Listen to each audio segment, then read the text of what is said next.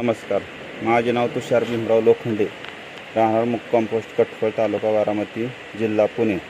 आमचे पेशंट सुवर्णा भीमराव लोखंडे यांना दीनानाथ मंगेशकर या हॉस्पिटलमध्ये ॲडमिट केले.